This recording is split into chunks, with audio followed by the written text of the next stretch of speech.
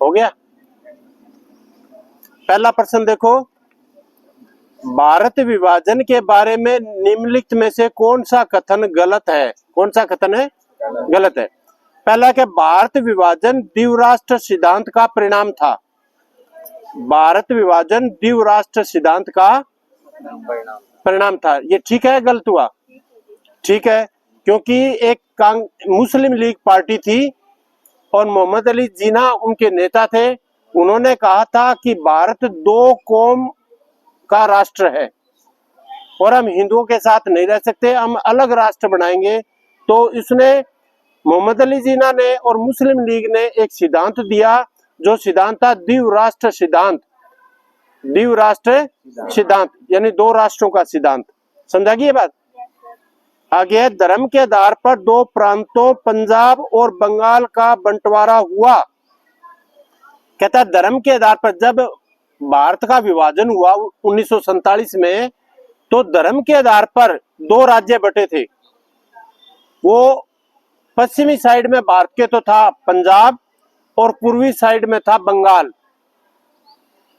वहां पर हिंदू और मुस्लिम के नाम पर बटे। पंजाब, आधा पंजाब पाकिस्तान में चला गया, आधा पंजाब भारत में, और बंगाल के दो टुकड़े हुए, पश्चिमी बंगाल और पाकिस्तान। पश्चिमी बंगाल जो आज भी हमारा राज्य है, और पूर्व में जो बचा वो उसका क्या, पूर्वी पाकिस्तान। क्या बोला उसको? अब गुजरात साइड में जो पाकिस्तान का हिस्सा है, इसका नाम हो गया पश्चिमी पाकिस्तान, और वहां हो गया पूर्वी पाकिस्तान। 1971 में जैसे भारत पाकिस्तान की लड़ाई होती है, बांग्लादेश में बांग्लादेशी लोग पाकिस्तानियों के साथ नहीं रहना चाहते थे। और किस आधार पर नहीं रहना चाहते थे? भाषा के आधार पर, क्योंकि पश्चिमी पाकिस्तान की भाषा उर्दू थी और पूर्वी पाकिस्तान की भाषा थी बंगाली। तो पाकिस्तान पर दोनों पाकिस्तान पर कब्जा लगभग पश्चिमी पाकिस्तान वालों का था। तो वो पूर्वी बंगाल में, पूर्वी पाकिस्तान में भी उर्दू लागू करना चाहते थे, जो बंगालियों को पसंद नहीं थी। उन्होंने आंदोलन किया, भारत ने समर्थन किया, इंदिरा गांधी ने बहुत बड़ा चांस लिया और अब पूर्वी पाकिस्तान को बांग्लादेश बना दिया। 1971 में बांग्लादेश बन गया। ठीक है ना? 3 दिसंबर से 16 दिसंबर तक ये युद्ध चला था और 93,000 सैनिकों को हमने कैप्चर किया, अपनी कैद में रखा और फिर उसको छोड़ दिया। और इस युद्ध के बाद इंदिरा गांधी प्रधानमंत्री थी उस समय। भारत और पाकिस्तान का एक समझौता होता है जिसे शिमला समझौता कहा जाता है, जिसमें 93,000 सैनिक जो हमने पकड़े थे वो दिए, जिन्होंने उन पाकिस्तानियों ने जो हमारे भारत में घुसाए थे उन वो वापस गए। हमने भी, जहां हम लाहौर तक चले गए थे, हम भी वापस आ गए। इसको बोलते हैं शिमला समझौता। क्या बोलते हैं इसको? तो कहते हैं धर्म के आधार पर दो प्रांत बटे थे, पंजाब और बंगाल। तो ठीक हुआ गलत हुआ ये? ठीक है। पूर्वी पाकिस्तान और पश्चिमी पाकिस्तान की संगति नहीं थी, मेल नहीं था। वास्तव में सही बात है, ये संगति नहीं थी, क्योंकि इधर उर्दू भाषी थे और अब जो बांग्लादेश है उसमें थे बंगाली। उसमें भाषा कौन सी थी? बंगाली। आगे है, विभाजन की योजना में यह बात शामिल थी कि इन दोनों देशों के बीच आबादी की अदला बदली होगी। ये गलत है। जब भारत और पाकिस्तान बीच में लाइन खींची गई तो ये बात नहीं थी कि मुसलमान सारे जाएंगे और पाकिस्तान वाले एरिया से सारे हिंदू भारत में आएंगे। ऐसा कुछ नहीं हुआ था, ऐसा हुआ नहीं था। फिर भी 10 लाख लोग मारे गए और 80 लाख लोग बेघर हो गए, क्योंकि जहां हिंदू कम संख्या में थे उनको मारा गया और बहुत ज्यादा मारा गया। गाड़ियां रोकी गई। अपने धर्म वालों को तो वो उन्होंने खाना, लंच, डिनर ये दिया और हिंदुओं को उतार उतार के काटा और गाड़ियां लाश की भरी भारत में आई। जैसे आई तो यहाँ भी उसके विरोध में वैसे ही दंगे शुरू हो गए। समझ में आ गया ये? आगे है निम्नलिखित सिद्धांतों के साथ उचित उदाहरणों का मेल करें। निम्नलिखित सिद्धांतों के साथ क्या है? धर्म के आधार पर देश की सीमा का निर्धारण। धर्म के आधार पर किस देश की सीमा का निर्धारण हुआ? भारत और पाकिस्तान का। किसका हुआ? और किस सिद्धांत के आधार पर? द्विराष्ट्र सिद्धांत। किसके आधार पर है? और ये सिद्धांत दिया किसने था? मोहम्मद अली जिन्ना और मुस्लिम लीग यानी मुस्लिम लीग उनकी पार्टी थी। जैसे कांग्रेस पार्टी थी ऐसे मुसलमानों की अलग से पार्टी थी मुस्लिम लीग। आगे विभिन्न भाषाओं के आधार पर देश की सीमा का निर्धारण। विभिन्न भाषाओं के आधार पर देश की सीमा का निर्धारण पाकिस्तान और बांग्लादेश किस भाषा पर हुआ था? उर्दू और बंगाली। उर्दू और आगे भौगोलिक आधार पर किसी देश के क्षेत्रों का सीमांकन। अब इसका अर्थ समझो पहले। भौगोलिक माने जमीन के आधार पर। किसी देश कोई देश के क्षेत्रों यानी देश का नहीं, देश के अंदर क्षेत्र। देश के अंदर है क्षेत्र। तो कहता भौगोलिक आधार पर किस देश के क्षेत्रों का सीमांकन कहा हुआ था? हिमाचल और उत्तराखंड। हिमाचल और उत्तराखंड। जैसे उत्तर प्रदेश में उत्तराखंड अलग किया। उत्तर प्रदेश का हिस्सा समतल है, उत्तराखंड का पहाड़ी है। तो भौगोलिक यानी जमीन के आधार पर अलग कर दिया उत्तराखंड को। पंजाब हिमाचल प्रदेश किसका हिस्सा था? पंजाब का किसका हिस्सा था? पंजाब समतल है और हिमाचल प्रदेश पहाड़ी है। तो भौगोलिक आधार पर हिमाचल प्रदेश और उत्तराखंड को बना दिया। समझा गई ये बात? आगे कहता है किसी देश के भीतर प्रशासनिक और राजनीतिक आधार पर क्षेत्रों का सीमांकन। क्या किसी देश के भीतर, देश की बात नहीं कर रहा है, ये क्या कर रहा है? देश के भीतर प्रशासनिक और राजनीतिक आधार पर कौन से राज्य बनाए गए? तो वह कौन से बनाए गए? झारखंड और छत्तीसगढ़। अब ये प्रशासनिक आधार और राजनीतिक अधिकार आधार क्या है?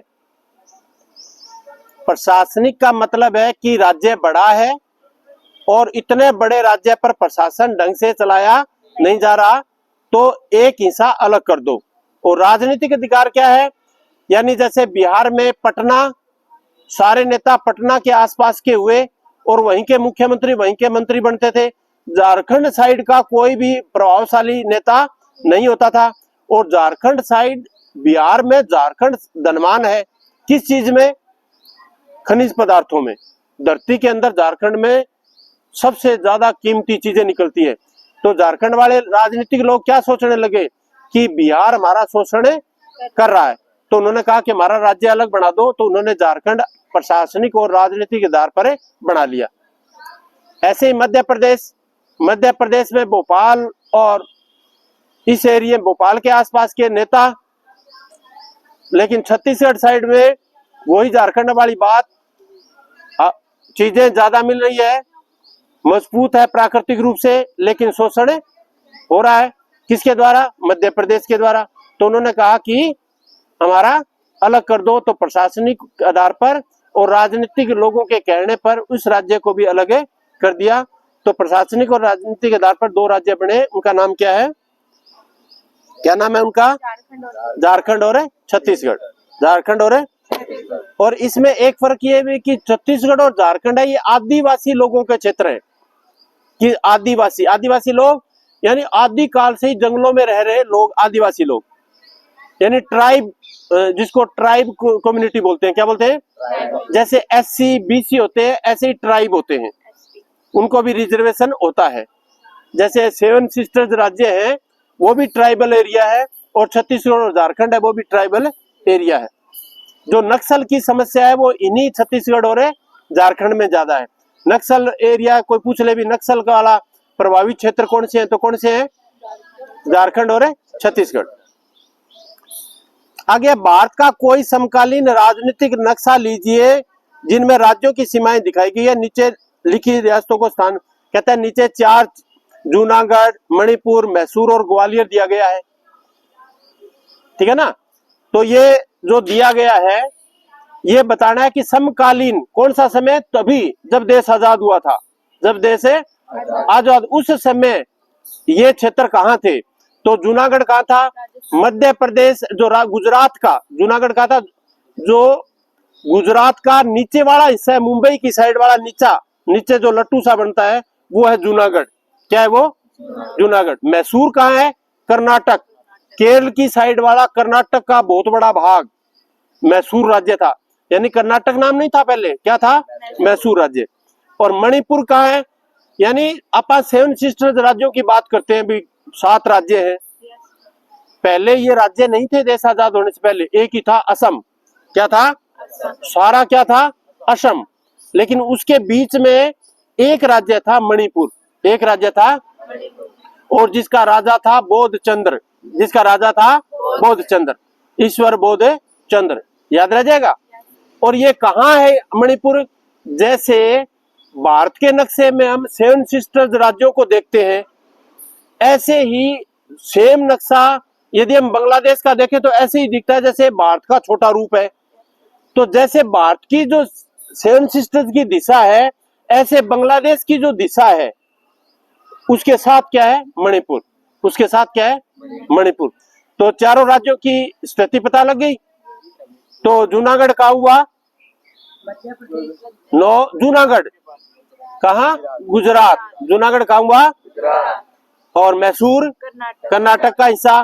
मणिपुर बांग्लादेश के राइट हैंड में, बांग्लादेश के राइट हैंड में।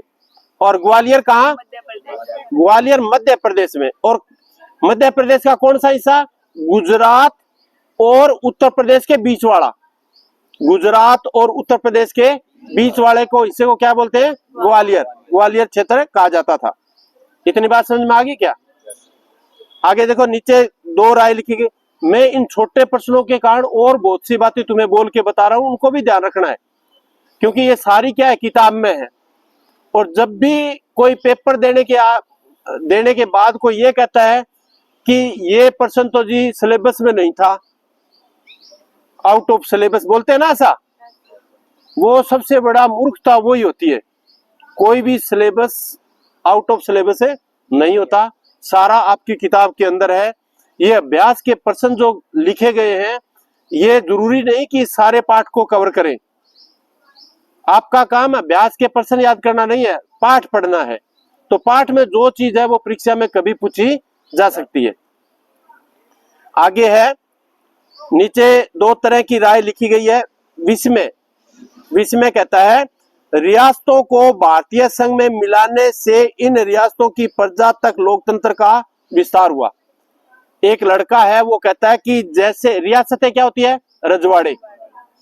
यानी जब भारत आजाद हुआ था तो 2 प्रकार के राज्य थे उस समय। एक तो था ब्रिटिश राज्य के नीचे, यानी अंग्रेज सीधा राज करते थे, और कई 20% क्षेत्र ऐसा था जिस पर राजा थे, जिसमें बड़े राजा भी थे और छोटे राजा, यानी एक एक शहर के राजा भी थे। तो 565 रियासतें थी, 565 रजवाड़े थे और 565 ही राजा थे। तो विश्व में ये लड़का क्या कहता है? कहता है कि इन राजवाड़ों को जब भारत में मिलाया गया तो वहां की जनता को लोकतंत्र मिल गया। वहां की जनता को, क्योंकि राजा के समय लोकतंत्र तो नहीं था। वो अपनी बात कहता है भी, इसका मतलब तो ये हुआ कि जैसे देश आजाद हुआ, राजाओं के पास जनता थी, और जैसे ही लोकतंत्र हमारे देश में आया तो इन राजाओं के नीचे जो रजवाड़े थे उनके लोगों को भी लोकतंत्र के दर्शन हो गए, यानी उनका भी अपना शासन हो गया। समझा गई बात? अब आगे इंद्रप्रीत क्या कहता है? यह बात मैं दावे के साथ नहीं कह सकता, यानी विस्मय ने कोई बात कही और इसके ऊपर इंद्रप्रीत क्या कहता है? कहता है यह बात मैं दावे के साथ नहीं कह सकता। कहता है मैं तो नहीं कह सकता जितना तू कह रहा है। इसे बल प्रयोग भी हुआ, ये हमें भी पता है। जो एक नीति बताई थी मैंने, जो सरदार पटेल जी ने अपनाई थी, कौन सी थी? Stick and cat. Stick and गाजर खाओ नहीं तो डंडे खाओ, या तो गाजर खाओ या डंडे खाओ, यानी या तो कहना मानो नहीं तो हम आपको वैसे शामिल कर लेंगे जो करना चाहिए। तो इंद्रप्रीत की बात भी कुछ हद तक सही है भी, ये हमने राज्य मत तो नहीं किया, सारा कुछ है। इसे बल प्रयोग भी हुआ। तो जबकि लोकतंत्र में आम सहमति से काम लिया जाता है। कहता है लोकतंत्र तो क्या है, लोकतंत्र क्या होता है, आम सहमति। क्या होता है लोकतंत्र है, आम सहमति। तो जब हमें प्रयोग किसका किया, स्टिक का, जब हमने डंडे का प्रयोग ही कर दिया तो फिर लोकतंत्र कहाँ हुआ, तो लोकतंत्र है कहाँ हुआ। ऐसे तो हम किसी देश को, श्रीलंका को जाके फौज से हमला करवा के उसको शामिल करके कहे कि हमने लोकतंत्र कर दिया, तो इंद्रप्रीत विस्मय की बात से सहमत है नहीं है। अब नीचे क्या लिखा है, देशी रियासतों को विलय और ऊपर के मशवरे में आलोक के इस घटना पर आपकी क्या यदि आप ऊपर वाली दोनों बात सुने तो आप क्या कहना चाहते हो, यानी विस्मय ने कुछ कहा, इंद्रप्रीत ने कुछ कहा, तो आप क्या कहना चाहते हो। तो हम क्या कहेंगे, हम कह देंगे ठीक है, रियासतों को जब मिलाया तो 565 में से 5 ही रियासतें थी जिन्होंने कहना नहीं माना, बाकी राज्य मते आ गए, तो वहां तो लोकतंत्र की कोई समस्या ही नहीं। जब उन्होंने राज्य मते बात से ही भारत में शामिल हुए, तो इसका मतलब किस साधन का प्रयोग हुआ, लोकतंत्र का। किस साधन का प्रयोग हुआ, लोकतंत्र का। अब समस्या कहां रह गई, 5 राज्यों में। 5 कौन से, त्रावणकोर, हैदराबाद, जूनागढ़, कश्मीर और मणिपुर, इन 5 की समस्या है। तो कहता है कि यहाँ के राजा के साथ सख्ती की गई थी, जनता के साथ है नहीं। हमारी जब सरदार पटेल सेना लेके गए थे तो किसी भी राज्य के जनता के साथ कोई दुर्व्यवहार नहीं हुआ। वहां की जनता तो भारत में शामिल होना चाहती थी, लेकिन चाहते कौन नहीं थे, राजा। तो कहता है विश्व में इंद्रप्रीत को कहता है, कह सकते हैं, हम बता सकते हैं कि जो आप बात कर रहे हो वो पूरी तरह से हमें जस्ती नहीं है, क्योंकि हमने जरूर स्टिक का प्रयोग किया, ताकत का प्रयोग किया, लेकिन किया राजाओं के खिलाफ जो वहां की जनता को अब भी गुलाम रखना चाहते थे, लोकतंत्र देना नहीं चाहते थे। हमने राजाओं को दबाव देके अपने राज्य में मिलाकर जनता के लिए लोकतंत्र के रास्ते खोल दिए। आगे समझ में आया कि नहीं, बोलो। Yes sir. आगे है कि नीचे 1947 के अगस्त के कुछ बयान दिए गए हैं जो अपनी प्रकृति में अत्यंत भिन्न है। कहता है 2 बातें की गई है नीचे, दोनों प्रकृति में भिन्न है, अलग अलग है, एक जैसी नहीं है। तो इसमें मोहनदास करमचंद गांधी यानी महात्मा गांधी क्या कहते हैं, आज आपने अपने सर पर कांटों का ताज पहना है। कहता है जो आजादी मिली है वो सुख का ताज नहीं है, वो कैसा है, कांटों का ताज, यानी कठिन कार्य है, आसान काम है नहीं है। सत्ता का आसन एक बुरी चीज है। कहता है सत्ता का जो मेज कुर्सी है वो बुरी चीज है, क्योंकि सत्ता आदमी के दिमाग को खराब करती है। जब सत्ता आती है तो आदमी का दिमाग खराब हो जाता है और वो उसका बल प्रयोग करने लगता है। आगे कहता है इस आसन पर आपको बड़ा सचेत रहना होगा, यानी वो देश आजाद हुआ है, अपने महात्मा गांधी नेताओं को बता रहे हैं जो अभी अभी मंत्री और प्रधानमंत्री बने हैं। वो कहते हैं कि आपको सचेत रहना पड़ेगा, आपको बहुत ध्यान रखना पड़ेगा, कभी तुम भी सत्ता में पागल हो जाओ और अंग्रेजों जैसा व्यवहार जनता से करने लग जाओ। आपको और ज्यादा विनम्र और धैर्यवान बनना होगा। कहता है आपको विनम्र और ज्यादा नरम बनना पड़ेगा, अपनी भाषा को प्यार भरी भाषा बनाना पड़ेगा, और धैर्यवान, सहन करने की शक्ति, ऐसा नहीं है छोटी सी बात में आप भड़क जाओ, धैर्यवान बनना पड़ेगा, धीरज रखनी पड़ेगी। जनता आपको बहुत बड़ी बड़ी समस्याएं बताएंगे, आपने अपना आपा नहीं खोना है। ये बात किसने कही, महात्मा गांधी ने। अब लगातार आपकी परीक्षा ली जाएगी। कहता है कि आज से आपकी परीक्षा शुरू हो गई, अब आपकी रोजाना परीक्षा ली जाएगी कि आप सत्ता का प्रयोग जनता के लिए कर रहे हो या अपने लिए कर रहे हो। और जवाहरलाल नेहरू क्या कहते हैं, भारत की आजादी की जिंदगी, भारत आजादी की जिंदगी के लिए जागेगा, यानी आजादी, हम आजादी का हम अब प्रयोग करेंगे, अब हम आजाद हैं, हम पुराने से नए कदम बढ़ाएंगे। कहता है अब जो गुलामी के पुराने कदम थे अब हम आजादी की ओर चलेंगे। आज दुर्भाग्य के एक दौर का खात्मा होगा। कहता है जैसे ही 14 और 15 अगस्त की मध्य रात्रि को राष्ट्रीय झंडा फहराया जाएगा, उस दौर में क्या होगा, दुर्भाग्य का खात्मा हो जाए। दुर्भाग्य, बदकिस्मती, दुर्भाग्य मतलब बदकिस्मती का खात्मा हो जाएगा। आपको ज्यादा विनम्र और धैर्यवान बनना होगा, ज्यादा विनम्र और धैर्यवान बनना होगा। अब लगातार आपकी परीक्षा नहीं, कहता है आज दुर्भाग्य का एक दौर खत्म होगा, हिंदुस्तान अपने आप को फिर से लेगा, हिंदुस्तान अपने आप को फिर से ग्रहण करेगा। आज हम जो जश्न मना रहे हैं वह तो एक कदम है, कहता है आज जो हम राजी हैं, जश्न मना रहे हैं, नाच कूद रहे हैं देश की आजादी पर, वो तो एक ही कदम है, संभावनाओं के द्वार खुल रहे हैं।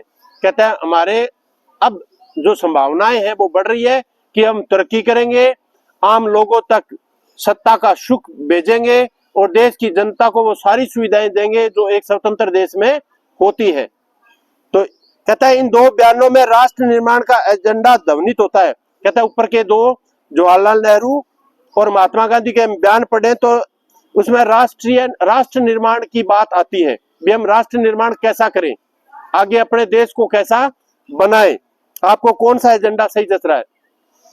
तो हम कह सकते हैं कि महात्मा गांधी ने भी समय के हिसाब से बात सही कही, लेकिन उनका पढ़ने से हमें लगता है वो जो विचार है वो निराशावादी है, यानी देश आजाद हो गया फिर भी हम निराशा में डूबे हुए हैं, या महात्मा गांधी के मन में शंका है कि इतने बड़े देश को हम किस तरह से सुरक्षित चला पाएंगे।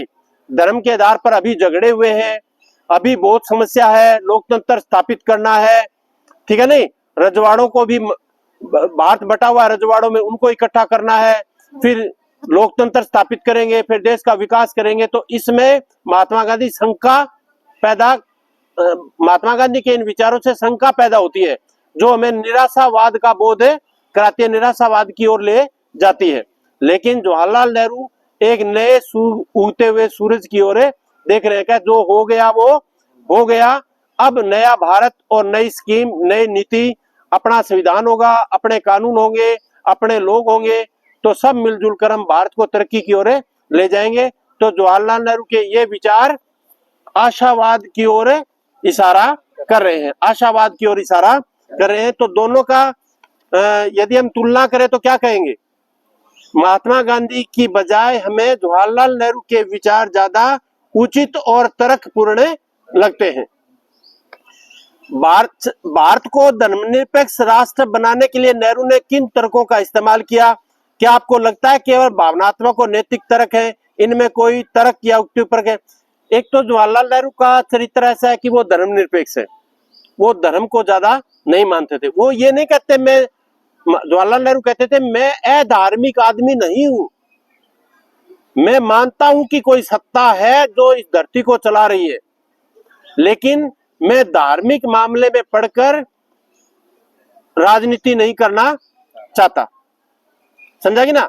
धर्म के आधार पर, धर्म के बारे में तो एक जगह उन्होंने ये तक कह दिया कि धर्म एक ऐसा संगठित रूप है जिसको मैं देख चुका हूं, एक डरावना है, भय देने वाला है।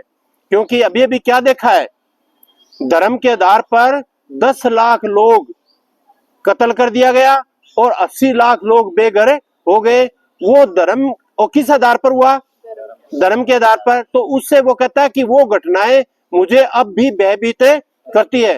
तो जवाहरलाल नेहरू कहते थे मेरा विचार है कि देश की सरकार को, राज्य को कभी भी धर्म के मामले में हस्तक्षेप नहीं करना चाहिए, ना तो किसी धर्म का विरोध करे और ना किसी धर्म का पक्ष ले। धर्म को अपनी गतिविधियों के लिए खुला छोड़ दो, धर्म के मामले में राज्य किसी प्रकार की बात ना करे, हमें मानवता की बात करनी चाहिए। तो हम भी इस विचार से, हाँ, उसका जो जवाहरलाल नेहरू का जो विचार है वो भावनात्मक है, लेकिन अच्छा तर्क भी है, क्योंकि देश का विकास, हमें अभी अभी धर्म के आधार पर बहुत बड़ी समस्या झेली है, तो और समस्या न आए इसके लिए हमें क्या करना चाहिए? धर्म के साथ किसी प्रकार का भेदभाव नहीं करना चाहिए, सबके साथ सम्मान व्यवहार। और वो तो ये कहते हैं कि राज्य को धर्म के बारे में सोचना ही नहीं चाहिए। समझा कि ना? आगे, आजादी के समय देश के पूर्वी और पश्चिमी इलाकों में राष्ट्र निर्माण की चुनौती के लिहाज से दो मुख्य अंतर क्या है? कहता है एक तो गुजरात, राजस्थान, पंजाब, हरियाणा, और एक, थोड़ी देर घंटी ना बजाना, हेलो, घंटी ना बजाना थोड़ी देर। आजादी के समय देश में पूर्व, एक तो गुजरात, राजस्थान, पंजाब, हरियाणा क्षेत्र और एक 7 सिस्टर राज्य है। वो कहता है दोनों में अंतर क्या है? तो अंतर तो सबसे बड़ा तो इधर है कि हमारे तो जाति और धर्म शिखर पर है। तो पश्चिमी भारत में जो समस्या किस चीज की है? जातिवाद और धर्म। और पूर्वी में भाषा की है। वो अपने भाषा पर ज्यादा, भाषा और संस्कृति पर, वो अपने संस्कृति के लिए कट बढ़ने के लिए तैयार रहते हैं, भाषा के लिए कट बढ़ने के लिए तैयार रहते हैं, और हम यहाँ जाति और धर्म के आधार पर। तो ये राष्ट्र निर्माण के लिए चुनौती थी। और एक शिक्षा का भी हो सकता है, सामाजिक और शिक्षा के क्षेत्र में भी थोड़ा अंतर है, और एक राजनीतिक क्षेत्र में भी अंतर है, क्योंकि पश्चिमी भारत में राजनीतिक उठापटक ज्यादा रही और पूर्वी भारत में कभी राजनीतिक उठापटक ज्यादा नहीं रहे। वो कबीलों का, क्षेत्रीय का, शेड्यूल ट्राइब लोगों का ही ज्यादा दबदबा रहा। आगे है राज्य पुनर्गठन आयोग का काम क्या था, इसकी मुख्य सिफारिशें क्या थी। तो राज्य पुनर्गठन आयोग के बारे में आपको बता दूं कि 1924 को नागपुर में कांग्रेस का अधिवेशन हुआ था। उसमें फैसला किया कि जैसे ही देश आजाद होगा हम अपने भारत में भाषा के आधार पर राज्य बनाएंगे। हमने लोकतंत्र क्यों अपनाया, हमने भाषा के आधार पर राज्य क्यों अपनाए, ये कोई एकदम से नहीं हो गया। जैसे 47 में हम आजाद हुए और 50 में हमने लागू कर दिया, ये सालों साल की बातें थी। कांग्रेस का जब भी अधिवेशन होता था तो अपने ये उद्देश्य दोहराते थे कि हम आजाद होंगे तो क्या करेंगे, क्या करेंगे। उन्होंने कहा 1924 के नागपुर अधिवेशन में कहा था कि हम भाषा के आधार पर राज्यों का गठन करेंगे। देश आजाद हो गया, और आजाद होने से जब हो रहा था, और 1947 से लेकर 50 तक भारत के सामने, राष्ट्र निर्माण के सामने बहुत सारी समस्याएं आ गई। लड़ाई झगड़ा, मारकाट, धर्म के आधार पर। 26 जनवरी 1950 को हमारा संविधान लागू हो गया, ठीक है ना। संविधान लागू हो गया तो अब भाषा के आधार पर राज्य बनाने की बात आई तो जवाहरलाल नेहरू जी के बोले कि यदि अब राज्य बना देंगे तो फिर झगड़े शुरू हो जाएंगे। तो उन्होंने एक बार कभी हाँ कभी ना ठंडे बस्ते में डाल दिए भी एक बार राज्य ना बनाओ। तो आंध्र प्रदेश, नीचे जो मद्रास का राज्य था, मद्रास जो क्षेत्र था उसमें तमिलनाडु, आंध्र प्रदेश, तेलंगाना, कर्नाटक का थोड़ा हिस्सा, थोड़ा केरल का हिस्सा, यानी बहुत बड़ा मद्रास राज्य था। तो उस मद्रास राज्य में तेलुगु भाषा बोलने वाले लोगों ने कहा कि हमें तो अपना राज्य बनाना है आंध्र प्रदेश। और वहां पर एक नेता हुआ पोटी श्रीरामल्लू, नाम क्या था। उन्होंने आंदोलन चलाया कि हमें अलग राज्य चाहिए, और जवाहरलाल नेहरू ने मना कर दिया। लेकिन उनका आंदोलन था वो उग्र हो गया, और पोटी रमल्लू ने दिसंबर 1952 में, अक्टूबर नवंबर 1952 में उन्होंने एक भूख हड़ताल शुरू कर दी, और 52 दिन के बाद वो पोटी रमल्लू भूख से मर गए। और जैसे ही वो मरे तो आंध्र प्रदेश क्षेत्र में बहुत ज्यादा तबाही मच गई। तो 1952 में कि ये समस्या और ज्यादा ना फैले, आंध्र प्रदेश की मांग को स्वीकार कर लिया। तो भारत, प्रश्न क्या आएगा तुम्हारे, भारत में, आजाद भारत में सबसे पहला राज्य कौन सा बना? तो कौन सा बना? आंध्र प्रदेश। और नेता कौन था जो मरा? वो पोटी श्री रामल्लू, समझा कि ना। तो आंध्र प्रदेश सबसे पहले बना। अब बहुत सारे राज्य, गुजरात, ये महाराष्ट्र, अनेक जगह जगह अब बात चलने, कर्नाटक, जगह जगह भी, जब आंध्र प्रदेश को बना दिया तो हमारे को भी बढ़ाओ। तो शुरू में तो बात नहीं मानी, लेकिन फिर आंदोलन होने लगे। तो 1953 में एक राज्य पुनर्गठन आयोग बनाया। राज्य पुनर्गठन आयोग, यानी एक आयोग तीन आदमियों का बना दिया। उनको कहा आपने, अब एक काम आपके लिए छोड़ता हूं कि जो राज्य पुनर्गठन आयोग बनाया उनमें 3 सदस्य थे। उन 3 सदस्यों के नाम क्या हैं वो आप मेरे को कल बताओगे आके, आपने ढूंढना है, समझा कि ना। तो वो आयोग बनाया, उस आयोग ने पूरे भारत क्षेत्र का दौरा किया और देखा कि कहां कहां कौन सी भाषा बोली जाती है। 1955 में उन्होंने लिख के एक रिपोर्ट है वो जवाहरलाल नेहरू यानी भारत सरकार को सौंप दी। और 1956 में हमारी संसद ने एक कानून बनाया, राज्य पुनर्गठन अधिनियम 1956, राज्य पुनर्गठन अधिनियम 1956। इस कानून के तहत भारत में अब 14 राज्य और 6 केंद्र शासित प्रदेश भाषा के आधार पर बना दिए, समझा कि अब यानी कितने 14 राज्य और 6 केंद्र शासित प्रदेश भाषा के आधार पर हमारी संसद ने राज्य पुनर्गठन अधिनियम 1956, वो ये अधिनियम है, ये कानून बना। और वो पहले 1953 में क्या बना था, राज्य पुनर्गठन आयोग। 3 व्यक्तियों का नाम वो तुम्हें बताने हैं। तो ये आगे कहा गया राष्ट्र क्या है। राष्ट्र एक सामाजिक प्रक्रिया है, राष्ट्र एक सामाजिक प्रक्रिया है। राष्ट्र क्या है, राज्य और राष्ट्रीयता का रूप है, राज्य और राष्ट्रीयता का रूप है। यानी राष्ट्र एक देश की सीमा होती है, राष्ट्र की सीमा नहीं होती। राष्ट्र एक भावना है, यानी भारत का आदमी अमेरिका में रह रहा है वो भी अपने आप को भारतीय समझता है। यहाँ अच्छा काम होगा तो खुश होगा और यहाँ बुरा काम होगा तो दुखी होगा। यहाँ बुरा हुआ तो वो अपनी बेइज्जती समझेगा, समझेगी ना। तो ये किस आधार पर होता है, राष्ट्र भावना आधार पर। किस पर होता है, ये कहता है ये कल्पित है। कल्पित है मैंने कल्पना समुदाय, काल्पनिक समुदाय है। अब भारत में जो राज्य है वो काल्पनिक नहीं है, 140 करोड़ है हम, उनकी गिनती है। लेकिन राष्ट्र की जनसंख्या होती है वो कल्पित समुदाय है, कल्पना। जो भारत छोड़ के आज से 50 साल चला गया अमेरिका, ऑस्ट्रेलिया, कनाडा में रह रहा है, वो भी अपने आप को क्या कहता है, भारतीय हूं। अब वो अमेरिका का नागरिक है, जर्मनी का, फिनलैंड का, नीदरलैंड का नागरिक वहां का है, उसके बच्चे पैदा हो गए वो भी वहां के नागरिक है, लेकिन अब भी वो क्या कहते हैं, भारतीय है। तो ये जो कल्पित समुदाय है कितना है बता नहीं सकते, कल्पना कर सकते हैं, इसको बोलते हैं राष्ट्र। इसको क्या बोलते हैं, राष्ट्र।